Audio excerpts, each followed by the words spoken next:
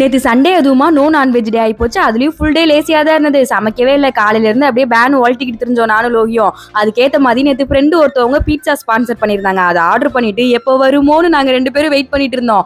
கரெக்டா ஒரு 1/2 hour delivery ஆயிருச்சு. எனக்கா மூஞ்செல்லாம் ஒரே பழுதா. ஏதோ ஒரு டைமாவது குக்கிங்ல இருந்து நமக்கு லீவ் கிடைச்சிச்சேன்னு லோகி பீட்சாவை பார்த்தோன்னே ஒரு மாதிரி ஜாலி ஆயிட்டா. ஜாலி மூடிக்கே போயிட்டா.